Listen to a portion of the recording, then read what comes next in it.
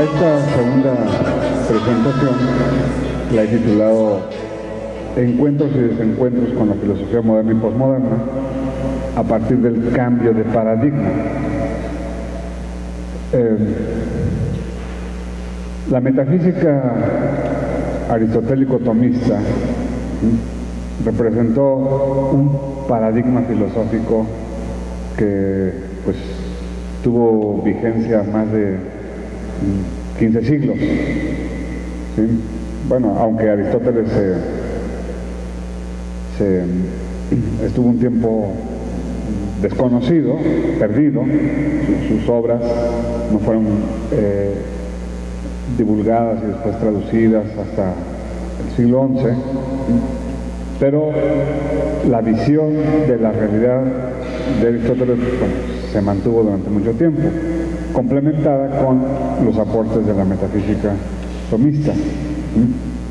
Este representó el primer paradigma metafísico. Significa esto que no es el único, que en la historia, como decía hace rato puntualmente el padre Guadalupe, es importante remitirse a la historia, ¿sí? Porque podemos ver que en la historia han aparecido otros paradigmas metafísicos, y sobre eso trataré en esta primera parte de este segundo momento.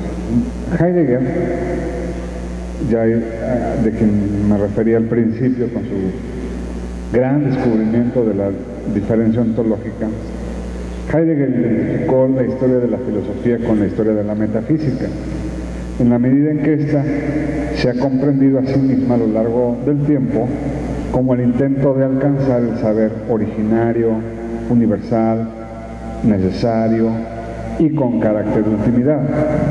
La metafísica ha planteado la pregunta fundamental y fundacional: ¿qué es el ser? Sin detenernos por el momento en este autor, cierto es que la filosofía ha asumido desde su nacimiento la tarea inherente de encontrar los fundamentos de la realidad, de nuestra comprensión de ella y de nuestro actuar sobre ella. Y en ello radica su prioridad y su anterioridad.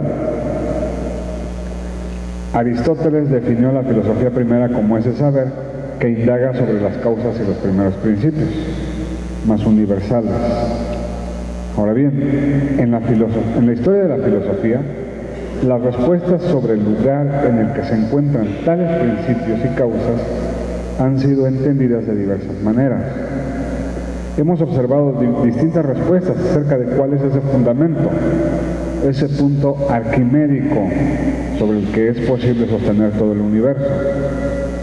No sé si recuerden la anécdota de Arquímedes, que fue el que inventó la palanca. Decía: dame un punto firme y moveré el universo. La metafísica ha buscado ese punto firme sobre el cual es posible asentar toda verdad, toda certeza, todo valor.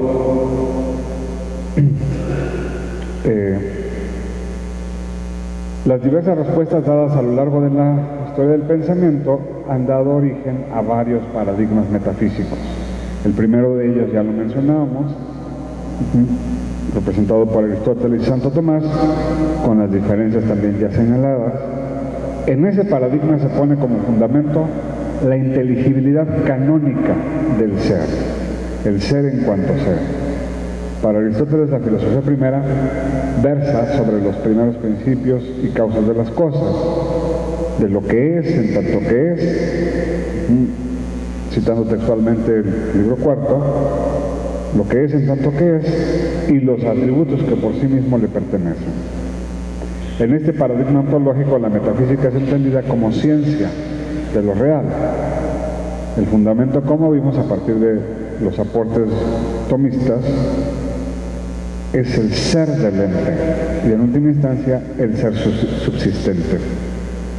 Pero apareció un segundo paradigma, el paradigma moderno, el paradigma del sujeto de la conciencia, inaugurado por el ego cogito, en tanto fundamento cierto e inconcusum, dice Descartes, sobre el cual es posible apoyar todo el edificio del conocimiento. La autoridad de Aristóteles no fue cuestionada hasta que apareció la obra de Descartes, el discurso del método, con quien la filosofía primera, o sea, la metafísica, cobró una nueva connotación. El punto de partida y el fundamento son las ideas claras y distintas, que por supuesto se encuentran en el ego cogito. Kant es quien da la puntilla a este paradigma, al darle un carácter trascendental, en tanto búsqueda de las condiciones de posibilidad de todo saber y de toda acción, y al mismo tiempo al precisar sus límites y alcances. El fundamento último incondicionado estará en la unidad de la conciencia, resolverá Kant, como evidencia fundante y como primer principio de toda verdad ulterior. A principios del siglo XX, la exigencia de una fundamentación de carácter trascendental reaparece con Edmund Husserl, el fundador de la fenomenología. Pero Husserl no se aparta del paradigma inaugurado por Descartes, al menos en su etapa inicial. La pregunta metafísica de la antigüedad sobre si hay algo, sobre si el ser es, presupone para los modernos una pregunta previa. La pregunta por las condiciones del preguntar. Antes de preguntarnos sobre si el ser es, tenemos que preguntarnos sobre si el preguntar es válido, legítimo, o en otras palabras, sobre las posibilidades del conocimiento cierto. De esta pregunta dependía la de los antiguos. Entonces, antes de problematizar para justificar la existencia de algo como algo, estamos obligados a justificar la validez de la facultad que nos permite tal problematización y justificación, o sea, la justificación de la razón. Y entonces así se pasó del paradigma del ser al paradigma del conocer, el paradigma epistemológico, el paradigma de la conciencia. Y en este paradigma la conciencia queda elevada a la condición de criterio último de verdad. El fundamento y primer principio de la metafísica se desplazó del ser, del acto de ser, a las formas puras del conocimiento, a la conciencia trascendental. Pero el conocimiento significó exclusivamente conocimiento científico, ese que ya hemos descrito de algún modo. Conocimiento verdadero es conocimiento científico. El otro tipo de conocimiento, el emocional o el estético, no tiene valor, no tiene estatuto científico. Tampoco el religioso, el teológico, no tienen estatuto científico. Conocimiento verdadero es conocimiento científico, es decir, aquel que es formulable en lenguaje formal, matematizable y por ello universal, pero que es empíricamente verificable. Es decir, un conocimiento instaurado en la inmediatez de la experiencia. Y en este segundo paradigma, precisamente por la identificación entre conocimiento verdadero y conocimiento científico, pues da el traste a cualquier otro conocimiento, cualquier otro tipo de conocimiento. Esta noción se la apropió tanto el racionalismo como el cientificismo positivista. A partir de aquí, entonces, es evidente, es claro para nosotros, que se da un abandono de las pretensiones de saber último, se da una ruptura con la metafísica. Ya no importa saber cuál es el origen del ente, su fundamento, su finalidad. Lo fundamental ahora será entender los fenómenos del mundo físico para predecirlos, anticiparse a ellos, manipular y controlar la realidad, ejercer en ella lo que Nietzsche llamó voluntad de dominio. Pero después de un tiempo en que predominó el positivismo y el materialismo, que son posturas antimetafísicas, la fenomenología posidealista de Husserl y la hermenéutica de Heidegger mostraron el carácter fragmentario y parcial de la ciencia. La ciencia es un saber parcelario, especializado, y eso provoca que ya no haya más visión de conjunto, no haya una visión de totalidad de lo real. Y entonces se pierden las relaciones entre los distintos campos del saber, lo cual condujo a la ciencia a un relativismo, pues cada disciplina construye sus propios códigos de validez. Husserl consideró entonces la necesidad de ir o de construir una ciencia estricta que sirva de subsuelo para todo posible saber. Esta ciencia, pues obviamente para Husserl, era la fenomenología, entendida como filosofía primera. Y en los objetivos de Husserl, la fenomenología podía recuperar esa tarea de fundamentación para conocer el más auténtico y originario trasfondo trascendental sobre las ciencias particulares. O sea, Husserl, ya finales del siglo XIX, principios del siglo XX, imbuido en este contexto cientificista, dice que la ciencia no puede tener la última palabra. El fundamento último no puede radicar en la ciencia, precisamente porque tiene una visión parcial, especializada del mundo. ¿Sí? La ciencia no puede ser filosofía primera, entonces él propone como filosofía primera a la fenomenología, es decir, una filosofía que sea anterior a la ciencia, ¿sí? Que pueda servir nuevamente como metafísica, como condición de posibilidad. Y eso es muy importante para el desarrollo del pensamiento posterior y lo que explicaré a continuación.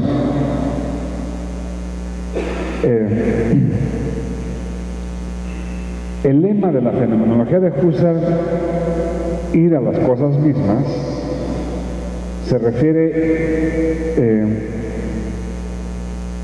a ir al trasfondo, ¿sí? Al a priori, sobre el cual se pueden desarrollar todos los demás saberes. Las cosas mismas son el asunto del pensar. Las cosas mismas son entendidas ahora por Heidegger, discípulo de Husserl, como el ser. Ir a las cosas mismas no es otra cosa más que ir al ser, sobre el que se asienta la realidad y nuestro conocimiento de ella. Entonces dice Husserl, ir a las cosas mismas es el asunto mismo del pensar. La cosa debe ser reconquistada mediante la eliminación de múltiples estratos de sentido, de las cuales le han recubierto las teorías científicas. Muy interesante esta parte. Husserl dice, seguramente ustedes, bueno, los que ya revisaron filosofía contemporánea, recordarán que Husserl dice que hay que poner entre paréntesis a las cosas para poder comprender el sentido originario, su esencia, su ser. Y poner entre paréntesis significa dudar, casi cartesianamente, de lo que han dicho sobre ellas, inclusive de lo que han dicho las ciencias sobre las cosas. Eso Husserl lo llamaba la reducción, la aplicación del epogé, la reducción trascendental. Lo que han hecho las ciencias, el positivismo, este segundo paradigma, ha sido recubrir con lenguaje formal, con lenguaje científico, cito textualmente, la ipseidad autárquica de las cosas. O sea, dicho en castellano guadalupano, lo que han hecho las ciencias es poner un velo técnico a la verdad que por sí misma se revela, ¿sí? Recubrir con un halo de cientificidad la auténtica verdad. Por eso entonces hay que ir a la cosa misma. ¿Qué es la cosa misma? Bueno, hay muchas interpretaciones. Como yo interpreto la cosa misma de Husserl, siguiendo precisamente las investigaciones de Heidegger, es, la cosa misma es la experiencia, la vivencia que yo tengo. Cuando yo los conozco a ustedes, en el momento en el que nos conocemos, ustedes y yo somos una sola cosa, una vivencia, una experiencia. Esa es la verdad. La verdad no es algo conceptual, la verdad no es algo categorial. La verdad primera es la vida, el horizonte en el que el saludo que nos damos, la mirada que intercambiamos, tiene sentido.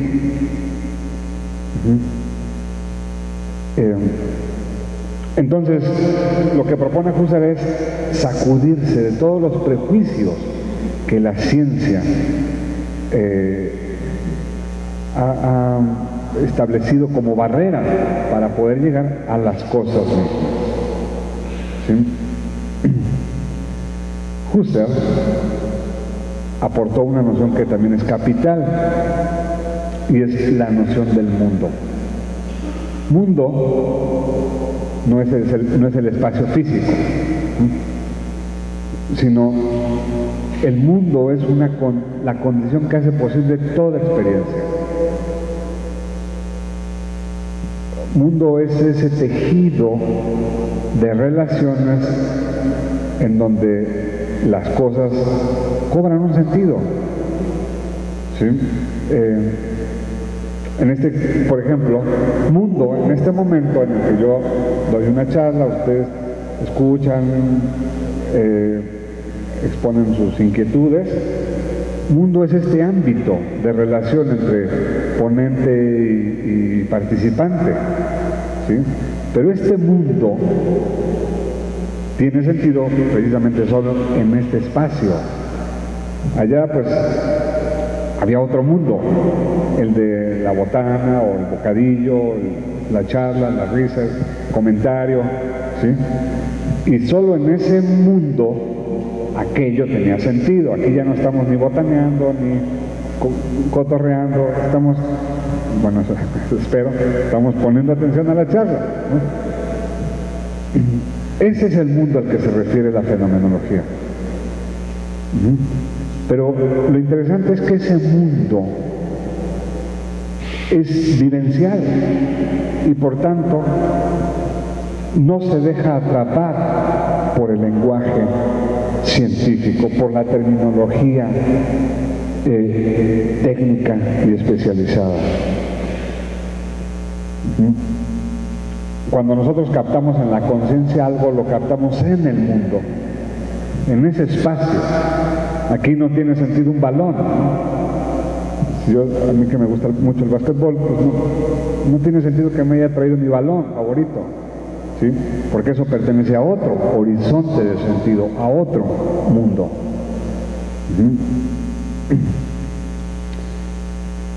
¿Qué es lo que nos dice esto?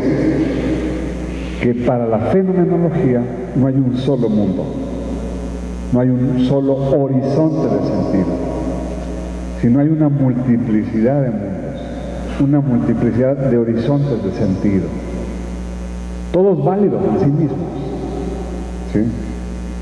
Y lo más relevante es que esos horizontes de sentido son anteriores a cualquier tipo de conceptualización. ¿Por qué? Porque se construyen a partir de la vida, de la vivencia, de la experiencia.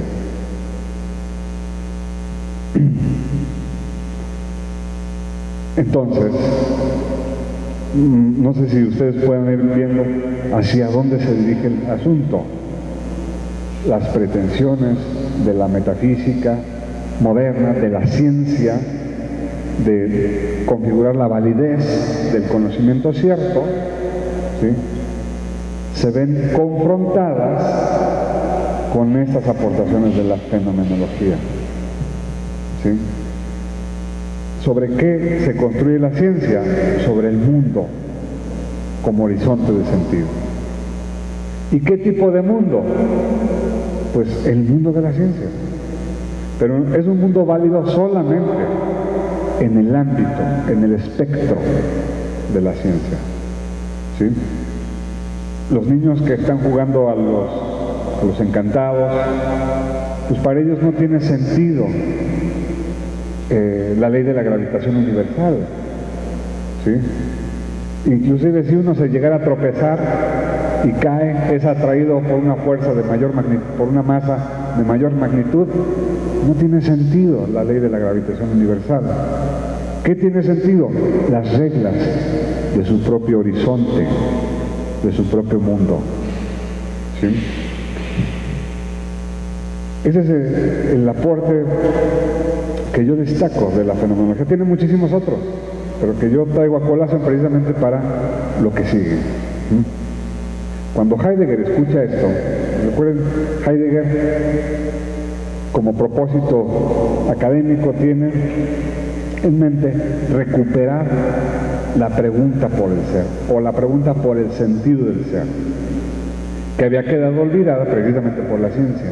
La ciencia se olvidó por el ser, se olvidó del ser y se preocupó únicamente por el controlar, por el saber como control, como dominio. Y el ser quedó descuidado, abandonado. Entonces la tarea de Heidegger es recuperar el sentido del ser.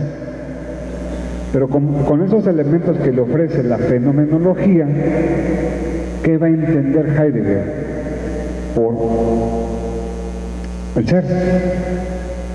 Lo mismo que Husserl entendía por mundo, por horizonte de sentido. El ser ya no es la perfección de la cosa, ya no es el actus essendi de Santo Tomás. El ser menos será el ser con mayúscula. Dice Heidegger, socarronamente, Dios será un ente infinito, pero al final de cuentas es un ente, no es el ser. Entonces, ¿qué es el ser ahora? El ámbito de significatividad en el que nos movemos, en el que se mueven las cosas. Y Heidegger dice, uno de los rasgos del ser humano, Heidegger hace un análisis del ser humano, de sus estructuras, para poder aproximarse a lo que es el ser, porque el ser es incomprensible, no se puede congelar en el lenguaje, no se puede atrapar en las categorías. La única manera de aproximarse al ser es a partir del ser humano, porque es el único que se pregunta por el ser.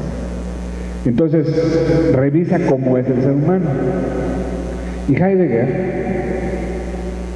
que dicho sea de paso, también tiene una fuerte influencia agustiniana que jamás le reconoce ni le da crédito. Heidegger dice que el ser humano tiene una estructura esencial que es ser en el mundo. El ser es ser en el mundo. No es sobrenatural, no es eterno, es temporal, mundano, fáctico. Y tiene relación con lo que les estoy mencionando. ¿Cuáles son los rasgos del sentido del ser? Tiempo, espacio, contingencia, movimiento, historicidad. El ser, por Heidegger y toda la herencia que tiene, ya no va a ser entendido como lo entendía la escolástica tomista. El ser es ante todo contingente. Y entonces lo que desarrolla Heidegger es una ontología de la contingencia. Y el concepto clave para Heidegger es ser en el mundo. No está más allá de este mundo, no es eterno, no es inmutable, es en el mundo. El ser no es, ciertamente no es una cosa, sino es el horizonte en donde las cosas se dan, en donde las cosas tienen sentido. Y en otras palabras, ¿qué sería ese ser? La facticidad, la vivencia, la experiencia vital. Allí es donde se hace presente la cosa misma, donde es posible una comprensión del sentido del ser. La vida, entonces, para Heidegger será esa ciencia originaria que buscaba su maestro. Allí en la vida reposa la actividad de todo posible saber y de toda posible acción. La vida es el suelo nutricio para cualquier otra ciencia. Entonces, lo que hace Heidegger es proponer una ontología de la finitud, ontología de la facticidad, o una ontología de la vida. En resumidas cuentas, ¿qué es el ser para Heidegger? Vida. Pero, ¿cómo se entiende la vida? Como una fuerza ciega, impersonal, como un movimiento sin intencionalidad alguna.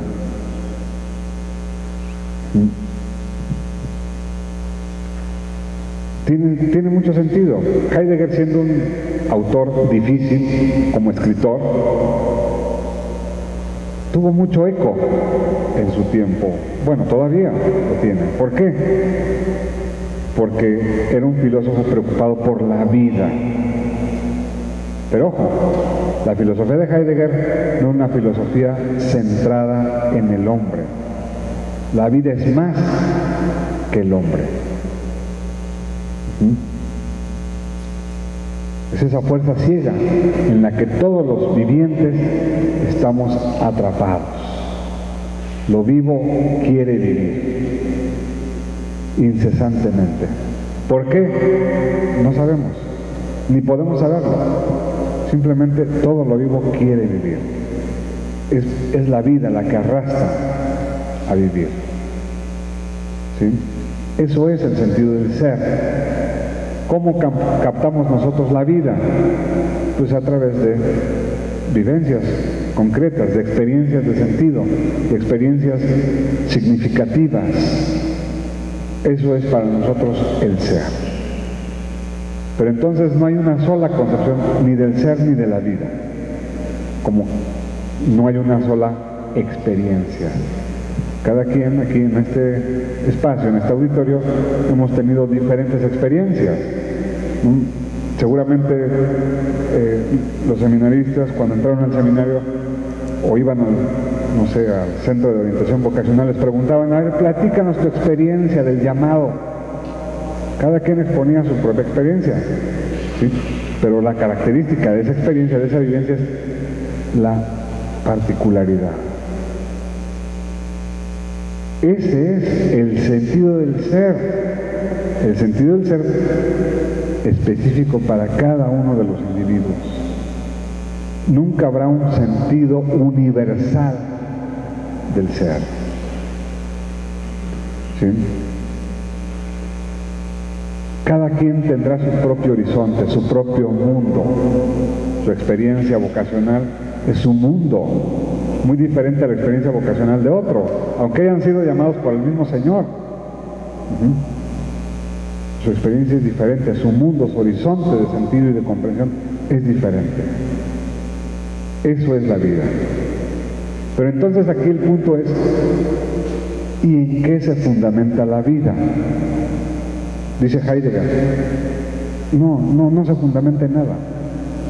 No necesita fundamentarse en nada, es solo fuerza ciega. ¿Sí?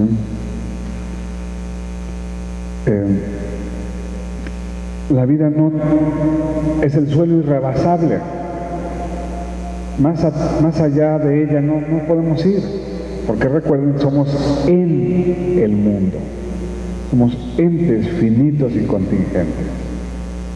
Ustedes pueden observar cómo pues hay un distanciamiento. Fíjense, parte del mismo presupuesto que San Agustín y Santo Tomás Heidegger, la finitud. Pero a diferencia de estos primeros, Heidegger no se esfuerza por ir más allá de lo finito y encontrar su fundamento. Se queda en el más acá de esta vida temporal y efímera. Pero es que no es otro, según Heidegger, lo que constituye nuestro sentido, nuestro horizonte, nuestro ser. La vida fáctica funda todo, pero ella no se funda en nada, no se justifica en nada, es autosuficiente, ¿sí? Por eso es una fuerza ciega que impulsa a todo lo vivo a querer vivir, ¿sí? Y entonces la consecuencia más inmediata de todo esto es, o más evidente, es que fundar el ser, identificar el ser en la vida y concebir al ser y a la vida como horizonte de sentido de los entes, nos lleva a la renuncia sobre cualquier fundamento. El trabajo filosófico de Heidegger nos conduce a la desfundamentación. La vida, entonces, es fundamento sin fundamento. No alcanza a tener el carácter de ultimidad que busca la metafísica, ya que este sería el ámbito de lo absoluto, incondicionado, universal, necesario, trascendente, que son atributos de lo divino. Pero esto queda fuera o más allá de la vida misma. Lo que hace Heidegger, lo que hizo Heidegger, y yo más o menos modestamente simplifiqué, es llevar a cabo la destrucción de la metafísica, o la deconstrucción. ¿Sí? ¿Qué es el ser? Bueno, hay que deconstruir lo que se ha dicho de él, depurarlo de todos los prejuicios, inclusive los prejuicios de la ciencia y de las metafísicas tradicionales. ¿Y a qué nos conduce esta depuración? A la nada. A final de cuentas, ¿qué es el ser para Heidegger? La nada. Una vida sin fundamento. El reducto entonces de la destrucción no es el fundamento. Aquí lo escribí en alemán para que tuviera más sentido. No es el Grund, sino el Abgrund. Y literalmente se traduce, no es el fondo, sino el abismo. La metafísica no nos conduce al fondo de las cosas, sino al abismo. El abismo de una vida sin sentido, una fuerza caótica y azarosa, sin finalidad, sin intencionalidad. Las posibilidades de alcanzar el fundamento quedaron relegadas.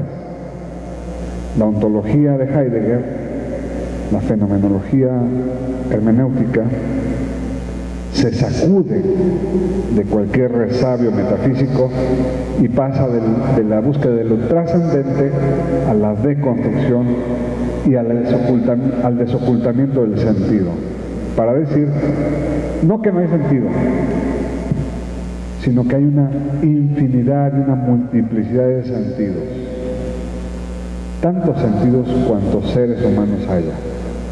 ¿Cuántas vidas hay? ¿Cuántas experiencias? Cuantos seres vivos y seres capaces de experiencia existan. No hay un único sentido. ¿sí? Entonces, Heidegger dice, bueno, de esta manera nos podemos sacudir de la pesada losa que la metafísica moderna, que el racionalismo, que el cientificismo moderno han puesto sobre nuestros hombros. Porque esto es lo que ha conducido a la ruina de nuestra cultura occidental. Entonces, vean, lo que dice Heidegger es: la única alternativa para salir de la crisis cultural es asumir el sinsentido o la multiplicidad de sentidos. Asumir esta nueva connotación que tiene el sentido del ser y regresar a las fuentes originarias. ¿Cuáles son estas fuentes originarias? Pues las vivencias, las experiencias, aquello que escapa o que rebasa la racionalidad, la objetualización y la objetivización.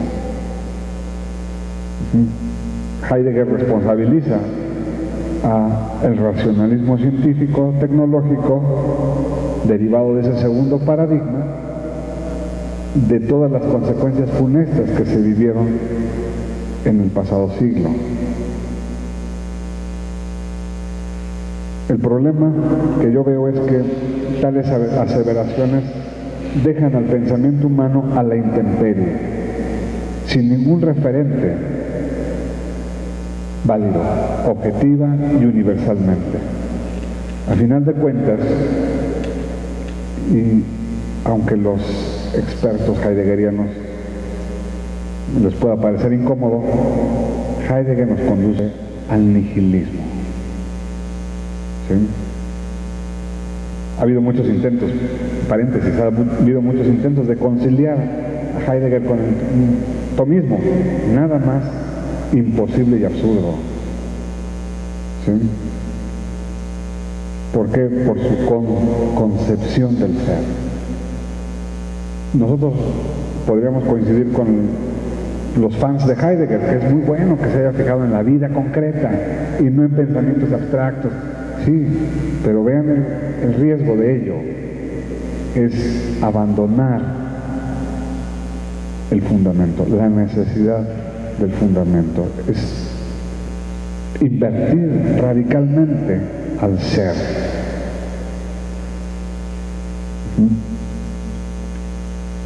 Bueno, espero comentar en 10 minutos esto que me falta.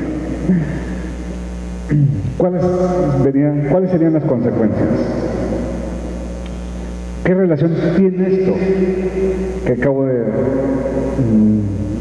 leer con el encuentro y desencuentro con la filosofía tomista? Bueno, voy a ser breve para poder platicar. 3 puntos señalo yo. El primero de ellos: la razón humana va a ser entendida ahora como una razón situada. ¿A qué me refiero? A que la razón humana va a estar condicionada por los factores de la finitud. Es decir, es una razón primeramente humana, y en tanto humana, falible, corruptible, finita, temporal, histórica. No es una razón divina, supratemporal. ¿Sí? Es una razón que se encuentra sujeta al tiempo y al espacio. Y por tanto, la primera implicación que tiene todo esto es que no puede la razón humana llegar al fundamento de las cosas, al fundamento último de las cosas. Por eso tiene sentido lo que dice Heidegger. Por eso, si la razón quiere llegar al ser, pues tiene que desracionalizarse y abrirse a la experiencia. De hecho, eso es el ser para Heidegger. Segundo punto: el lugar del ser como fundamento de la metafísica tomista ahora lo tomará la vida. No es el actus essendi, no es el esse subsistens el fundamento, sino es la vida. Pero es un fundamento sin fundamento. ¿Sí? No responde Heidegger a la pregunta, bueno, ¿y cómo carajos empieza la vida? ¿Cómo se origina? No le interesa. El hecho es que la vida se presupone a cualquier otra cosa. ¿Sí? Antes de saber incluso hablar o escribir, estamos viviendo. Antes de preguntarnos por el sentido último y la trascendencia de la vida, la condición es vivir. Por eso no le interesa. Pero entenderlo así es, repito, pues entender el fundamento como desfundamento, como dice el término alemán, como Abgrund, como precipicio, vacío, abismo. Y el tercer inciso, el tercer punto que yo señalo es, desde este punto de vista, pues esto confirma lo que había dicho anteriormente San Agustín y Santo Tomás. Esto confirma la mencionada ontología de la finitud. Pero la diferencia de lo señalado por San Agustín y Santo Tomás es que para la filosofía contemporánea el ente finito carece de fundamento último. Y entonces en este caso el ente humano queda atrapado en la contingencia y en la precariedad de este mundo. Por ello, en esta época predomina el pensamiento nihilista. Todo esto tiene implicaciones tremendas en cuanto al conocimiento de la verdad, en cuanto a la tendencia humana al bien y en cuanto a la respuesta definitiva acerca del sentido último de la vida. Finalmente, han sido pocos los filósofos que han tematizado la base teórica, y suena lógico, ahorita explico por qué. Han sido pocos los filósofos que han tematizado cuál es la base teórica de la posmodernidad. ¿Por qué? Porque la posmodernidad es la renuncia a la teoría, la abominación de la razón, la renuncia al bien, a la verdad, a la ultimidad. Y entonces caería en una contradicción si se esfuerza por establecer cuáles son sus supuestos teóricos. ¿Sí? Y sin embargo aquí están. El único autor que los ha tematizado es un filósofo italiano todavía vivo que se llama Gianni Vattimo. Me atrevo a decir que es el único filósofo que ha conceptualizado la base teórica de la posmodernidad. El pensamiento débil está cimentado en una ontología de la contingencia como la que Heidegger desarrolla. Y si bien señalaba que Heidegger está inspirado o tiene muchas deudas con el pensamiento agustiniano, también las tiene con el pensamiento nietzscheano. La consecuencia más evidente de la muerte de Dios es el fin de los absolutos. Y ese es el principal estímulo para el pensamiento postmoderno. Como no hay absolutos, la realidad se pulveriza, ¿sí?, en una multiplicidad de relativos. La gran paradoja de esto es que todos estos relativos tienden casi automáticamente a absolutizarse. Esa es la gran contradicción del pensamiento postmoderno. Lo relativo se absolutiza, ¿sí? Y es una autocontradicción performativa, como llaman algunos expertos. Bueno, pues ese es el horizonte. Este es el horizonte que les decía al terminar la primera intervención. Es un horizonte hostil para la metafísica, para la filosofía en general. Y por eso entendemos o podemos entender, y ojalá haya logrado ese objetivo con ustedes, que la vida se ha vuelto trivial, la vida se ha vuelto superficial y epidérmica. Las preocupaciones vitales o fundamentales, ¿sí?, se han relativizado y se han buscado subsanar a través de la inmediatez, del placer, del consumo, del bienestar, ¿sí? Esto que pareciera como el discurso, el lugar común, pues digo, está fundamentado, lo puedo yo fundamentar. En parte he intentado hacerlo con este esbozo, ¿sí? Pero la posmodernidad no es accidental. La ruptura que la modernidad provocó con el pasado medieval es el comienzo, ¿sí? Ahí ya está el germen de la posmodernidad y de la decadencia cultural e intelectual e moral en la que nos encontramos hoy en día. Bueno, muchas gracias. Vamos a dar un fuerte aplauso a Ricardo Marcelino.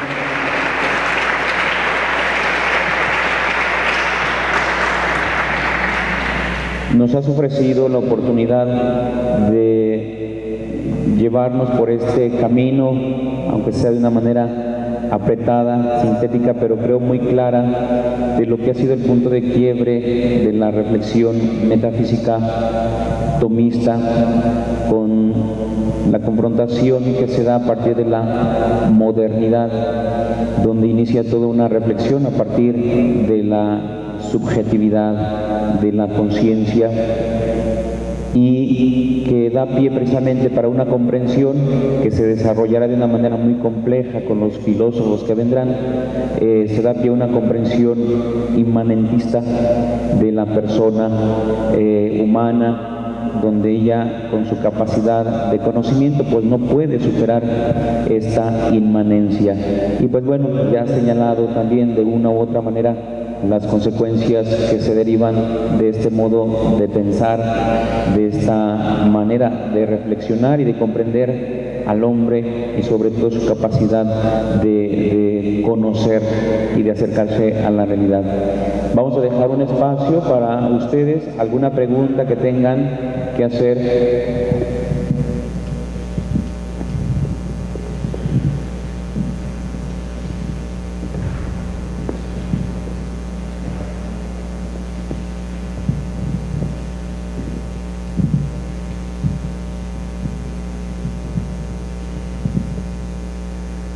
Buenas tardes. Hola, buenas tardes. Mi nombre es Salvador Estrada y voy en tercera de teología.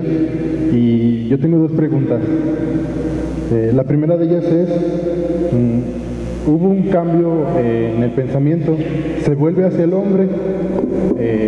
Entonces, con la metafísica actual, bueno, sin la metafísica que nosotros proponemos como la metafísica tomista, el hombre, ¿cuál es el fundamento entonces actual del hombre? ¿En qué puede tener como base firme o como posibilidad de actuación del hombre en la actualidad sin la metafísica? Y la segunda es, si no hay una metafísica como la que nosotros proponemos, tomista, una metafísica tomista, no hay ética. Entonces, si no hay ética, ¿cuál es el comportamiento? ¿A qué puede dirigirse el hombre para dirigir su conducta moral? Se habla pues de una ley natural, pero pues está el problema también de la ley, del problema de la ley, y está también el problema de la naturaleza. O sea, ¿en cuál es el sentido?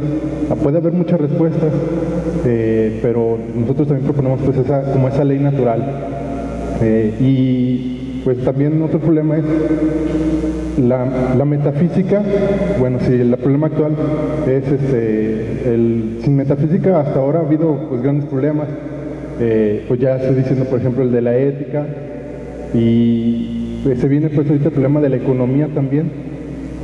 Económicamente está este problema, o sea, porque no se pensó en el hombre, se pensó pues en el beneficio y en la ganancia. Entonces, ¿dónde queda pues el hombre? Esas son, pues ya no son dos, ya son 3 preguntas. Son más de 3, pero intentaré responder. Bueno, es cierto. Como nota cultural,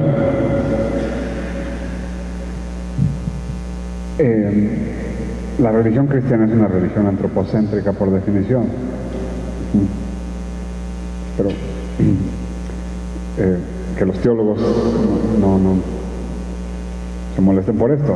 Es una religión, el cristianismo es una religión cuyo centro, bueno, sí es Dios, pero es más bien su criatura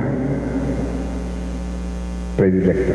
Y por eso tiene sentido la redención, la encarnación, etcétera, etcétera, todos los misterios salvíficos. Porque no es Dios quien se busca, quien se goza de sí y en sí mismo. Entonces, este punto del antropocentrismo que está presente en el cristianismo desde sus orígenes influyó en la modernidad. Pero siempre, antes de la modernidad, el antropocentrismo, al final de cuentas, estuvo subordinado al absoluto. Por eso tiene sentido la metafísica atomista, que en sentido vertical, el hombre depende esencialmente de Dios, no se basta a sí mismo. ¿Y qué pasa en la modernidad? En la modernidad hay un proceso de secularización. Y entonces el hombre se emancipa, como dice Kant, asume su mayoría de edad. Ya no necesita del cura, del maestro, de Dios, que le digan qué hacer. El hombre, por su propia autonomía, por su propia razón, puede conducirse. Y entonces el antropocentrismo, digamos, más o menos equilibrado, que existía antes de la modernidad, se vuelve dogmático, se vuelve absoluto en la modernidad. Por eso les decía, pues, la posmodernidad no es de gratis, ¿sí? Se endiosó al hombre, se endiosó su capacidad racional, se endiosó a sus productos más preciados, como son el conocimiento científico, la técnica, el mercado. Las consecuencias de ese endiosamiento, de esa divinización del hombre, son las catástrofes del siglo XX. Y lo que estamos todavía viviendo en este incipiente siglo XXI. Pero, como ha derivado este antropocentrismo, actualmente, pues ha tomado una nueva forma, sobre todo por criterios materialistas. Fundamentalmente el criterio de utilidad y rentabilidad son los dos criterios de verdad, de validez, de objetividad del mundo actual. Algo es bueno, es verdadero, mientras sea útil, y es magnífico mientras genere rentabilidad, genere ganancia, beneficio, ¿sí? Y el asunto es que el antropomorfismo del comienzo de la modernidad pues era noble, era humanista, podríamos decirlo, en el sentido en que buscaba que todo el género humano pudiera alcanzar su emancipación. Ese antropocentrismo se desvirtuó en el tiempo contemporáneamente, precisamente por la introducción de estos dos criterios, la utilidad y la rentabilidad, ¿sí? Que son finalmente criterios de eficacia. Y entonces, en aras de esos dos criterios, al mismo hombre se le ha instrumentalizado, ¿sí? O sea, el antropocentrismo actual ya no es un humanismo, sino es un pragmatismo, un utilitarismo, ¿sí? Y no es válido para todos, ya no es universal, sino para quien tiene una determinada posición de privilegio y puede ejercer estos dos criterios. Eso respecto a la primera pregunta. A la segunda, y bueno, lo vinculo con la tercera, es bueno, precisamente, ¿qué es el hombre sin metafísica? ¿Qué es el hombre sin fundamento? Este hombre del siglo actual, del presente, ¿sí? Desorientado, hedonista, insolidario. Y eso lo vinculo con tu segunda pregunta. Entonces, si no hay fundamento, si no hay metafísica, precisamente no tenemos un referente para poder identificar lo justo de lo injusto, lo moralmente aceptable de lo moralmente repugnante. A eso es a lo que se refería Nietzsche con la muerte de Dios. La muerte de Dios significa la puesta de cabeza de todos los valores. Y entonces lo que antes considerábamos bestial, ahora nos parece moderno. Lo que antes nos parecía inmoral, ahora simplemente lo aceptamos de la manera más natural. El mundo está de cabeza, porque los valores han perdido su brújula. Es muy impactante y muy terrorífica la metáfora que utiliza Nietzsche en ese pasaje de la Gaia Ciencia, cuando dice: Dios ha muerto y nosotros, ustedes y yo lo hemos matado. Pero ¿qué será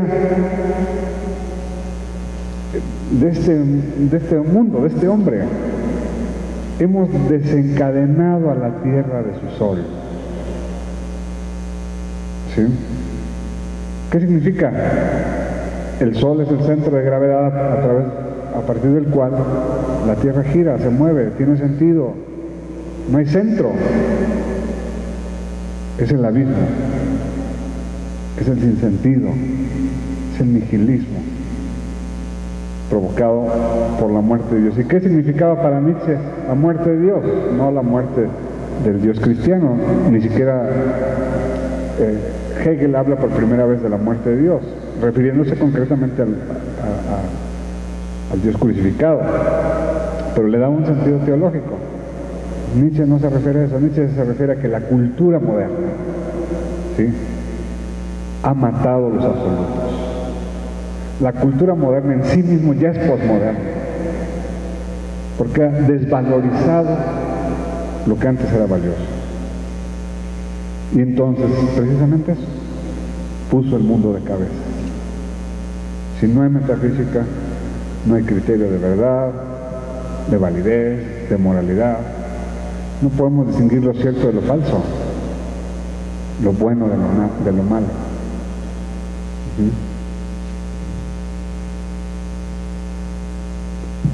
Gracias.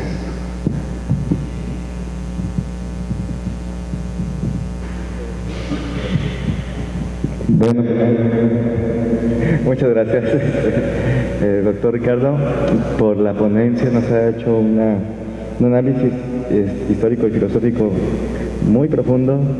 Y aquí viene mi pregunta.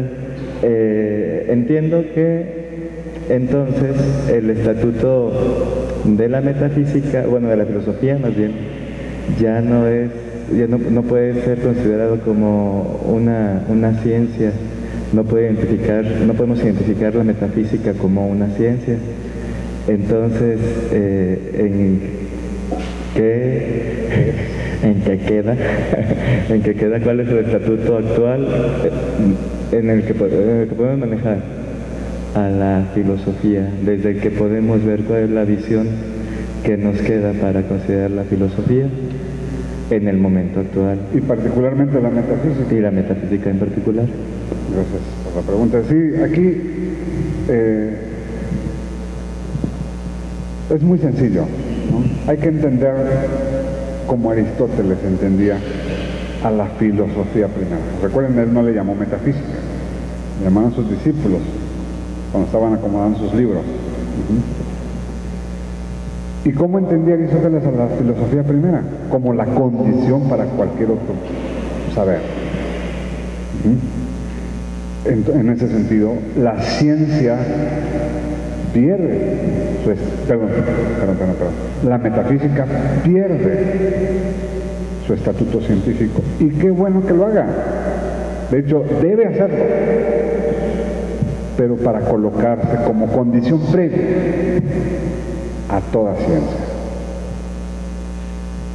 Eso es lo que hace Aristóteles, nos remite a una evidencia primera. Eso es lo que intenta hacer Descartes. Eso es lo que intenta hacer también Heidegger, remitirse a una evidencia primera, sobre la cual el conocimiento científico cobra sentido y validez.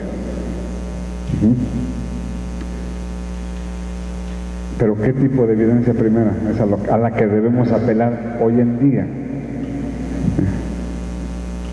Es complicado, pero yo diría a la finitud. Pues estoy en la misma consonancia, o estoy en el mismo tenor con el que empecé la primera intervención. La experiencia originaria, la verdad primaria, anterior a cualquier conceptualización, racionalización, formulación científica, medición, es la vivencia, la experiencia de la finitud.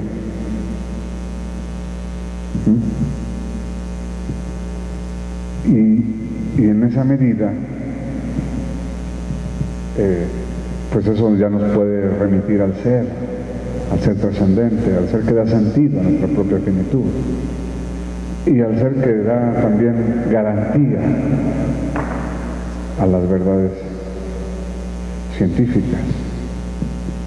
Pero no es sencillo, no es fácil. ¿Sí? De hecho, hay que publicar esto que digo, para que me citen después. No, en el sentido en que nadie se atreve a decir cuál sería la experiencia o la verdad fundamental, la verdad originaria, que debe servir como saber previo a cualquier otro posible saber.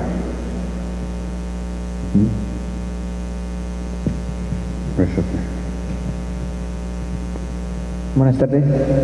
Bueno, mi pregunta es esta. ¿Es el carácter existencial de la propuesta tomista lo relevante de su actualidad y necesidad?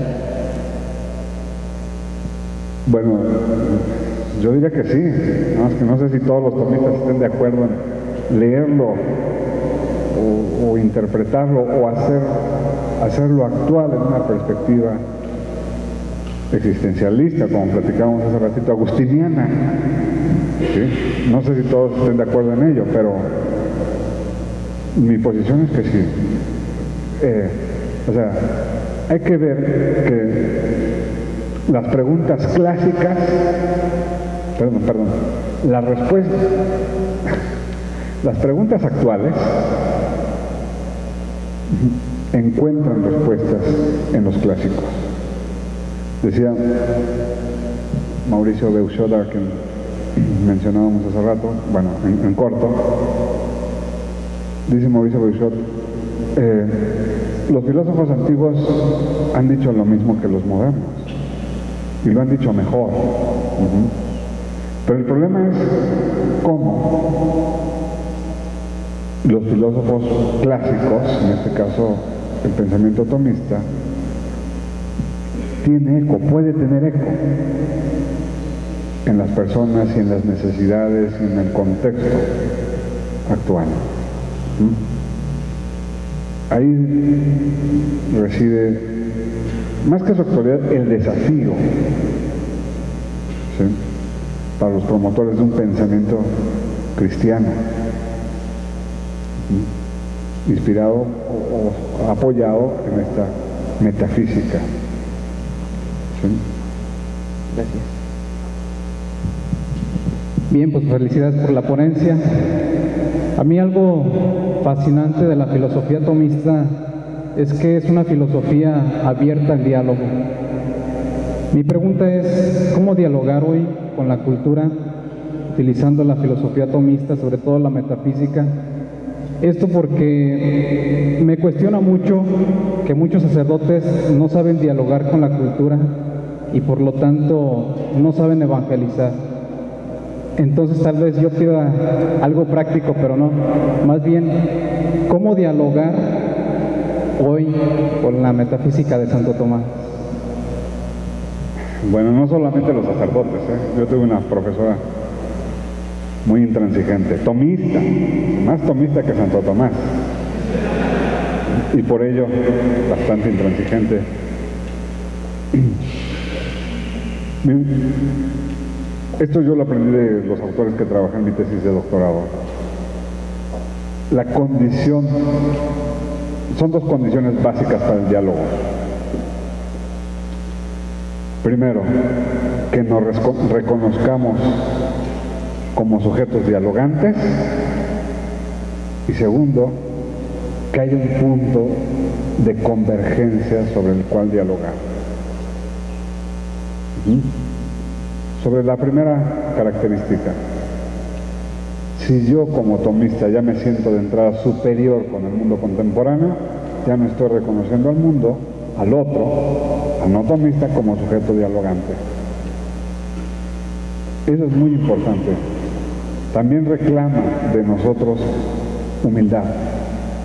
Reclama del filósofo cristiano humildad. No es fácil. Y sobre el segundo elemento, el punto en común sobre el cual dialogar, también es un asunto problemático. Necesitamos identificar en qué es en lo que queremos dialogar. Entonces, ¿cuál sería ese punto? ¿O qué propondría yo? Más bien, no cuál sería, sino qué propondría yo como punto de convergencia para hacer posible un diálogo, un objeto, un tema sobre el cual dialogar. La necesidad humana de sentido. El ser humano de hoy, como el del siglo XIII, necesita un sentido para su vida. Y nada, como decíamos hace rato, con la pregunta que amablemente me hizo Adolfo, nada en este mundo puede dar sentido último.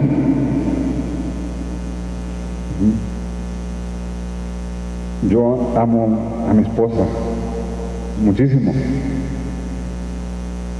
pero el sentido último está más allá. Ojalá podamos alcanzarlo juntos. ¿Sí me explico? Nada de lo temporal, finito, puede darlo, porque es corruptible a final de cuentas. Esa necesidad de sentido la tiene el primer hombre que vio como un eclipse oscurecía el día, que vio que alguien cercano moría, o que vio que una estación terminaba y empezaba otra.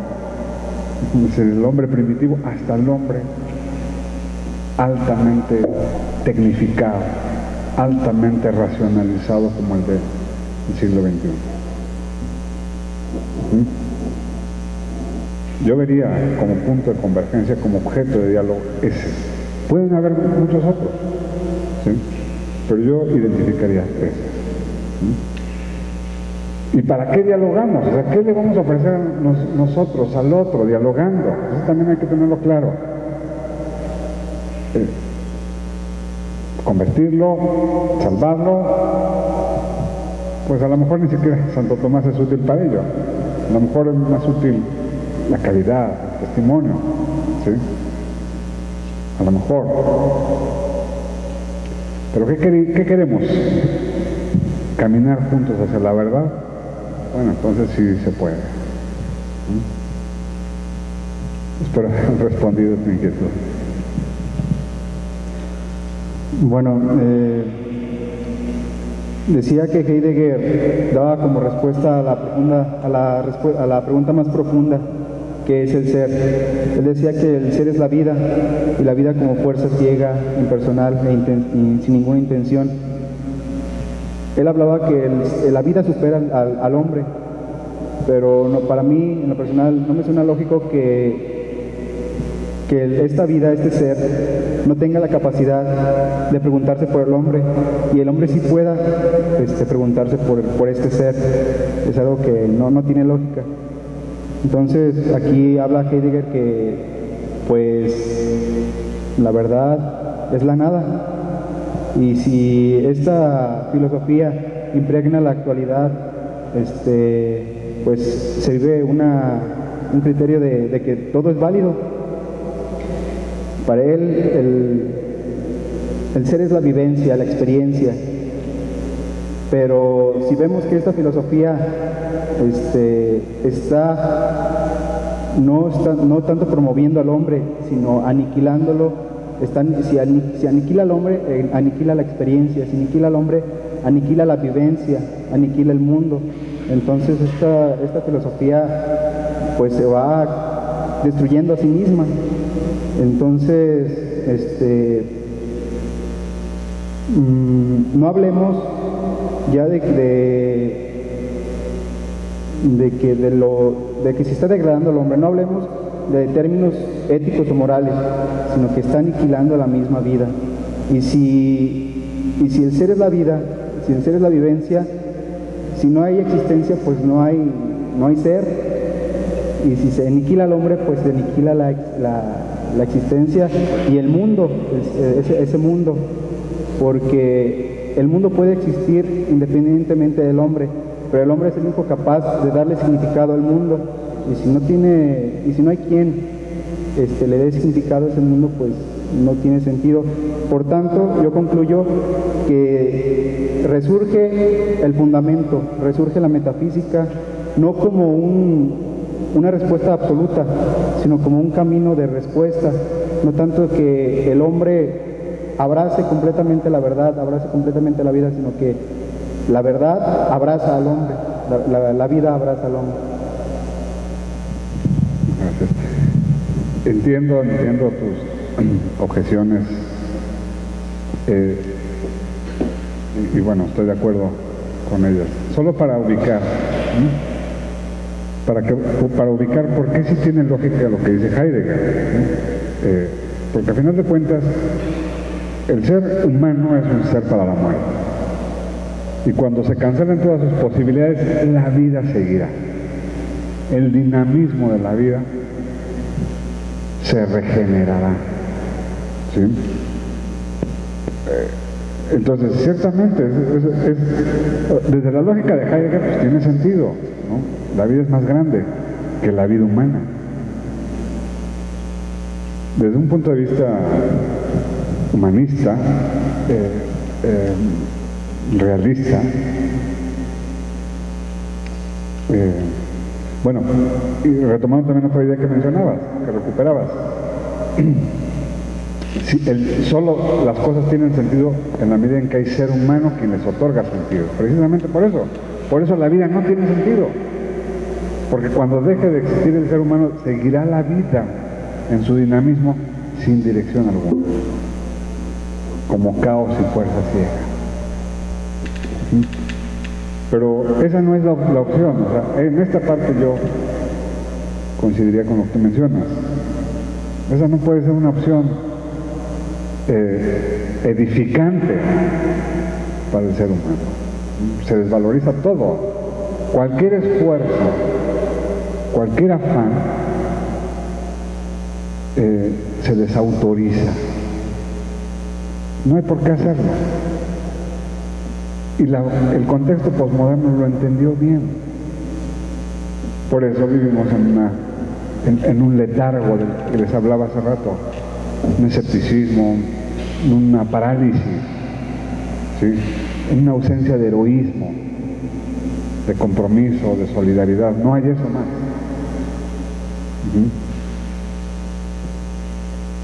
Es una consecuencia lógica lo que puede conducir este pensamiento. Muchas gracias.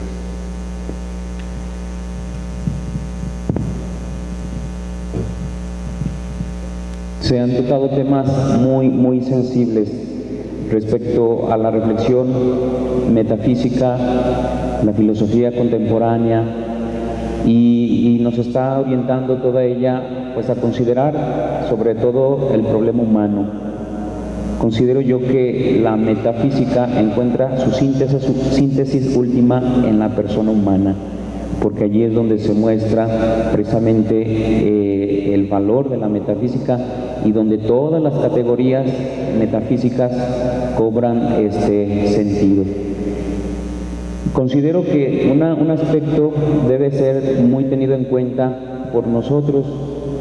La filosofía pues no se queda meramente en un saber teórico, y las escuelas antiguas nos enseñan este aspecto. Las escuelas antiguas, pensamos por ejemplo en los pitagóricos, concebían la filosofía no como simplemente un modo de teorizar sobre las cosas o sobre la realidad, sino como un estilo de vida. Y podríamos identificar en estas escuelas antiguas hasta como una especie de ejercicios espirituales que los llevaban a hacer de la filosofía un estilo de vida. En la filosofía contemporánea, y pienso concretamente, y creo que sí es importante hacer referencia a este autor, señalabas a Gianni Vattimo. Gianni Vattimo es el que sí se ha dedicado a teorizar sobre lo que es el fundamento de este pensar posmetafísico y niquilista. Y su pensamiento por concreto es muy atractivo. Y lo importante de este autor es que él está tratando de llevar su reflexión teórica al ámbito político, que su reflexión teórica se convierta en un programa político. Y entonces es cuando la filosofía comienza a generar cultura,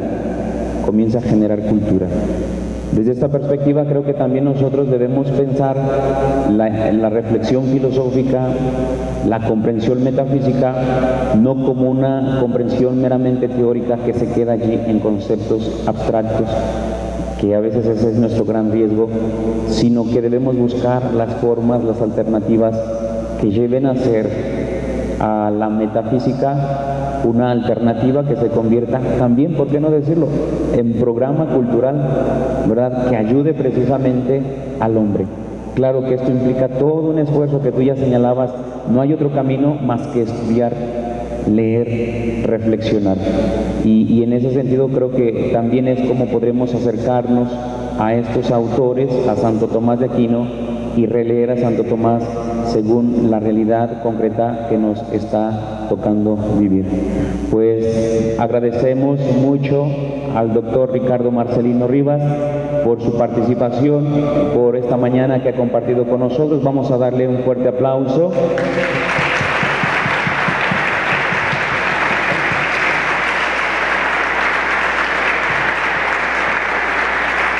Y pues esperamos que no sea la primera ni la última vez que estás con nosotros. Creo que hemos tenido la oportunidad de escucharte y sobre todo de darnos cuenta que tienes un conocimiento profundo de la cultura filosófica, del pensamiento tomista y sobre todo del pensamiento contemporáneo. Ojalá que se dé la oportunidad de nueva cuenta de estar entre nosotros para seguir compartiendo la filosofía, ¿verdad? Y bueno, pues vamos a dar este reconocimiento.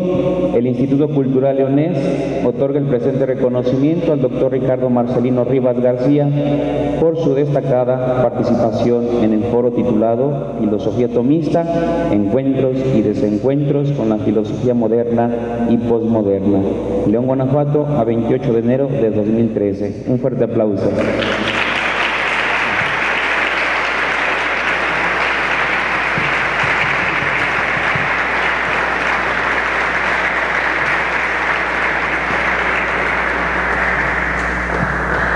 Pues pasamos los micrófonos ahora a los organizadores para que nos indiquen qué es lo que sigue. Bien, pues antes de pues también queremos agradecerle al Padre Julio por su participación, que ha hecho también síntesis del trabajo del profesor, del doctor Ricardo, y pues también le queremos entregar un reconocimiento que dice más o menos así. El Instituto Cultural Leonés otorga el reconocimiento al presbítero licenciado Julio Alejandro Fuentes Rodríguez por su destacada participación en la conferencia titulada Filosofía Tomista, Encuentros y Desencuentros con la Filosofía Moderna y Postmoderna, 28 de enero del 2013. También le damos un aplauso fuerte.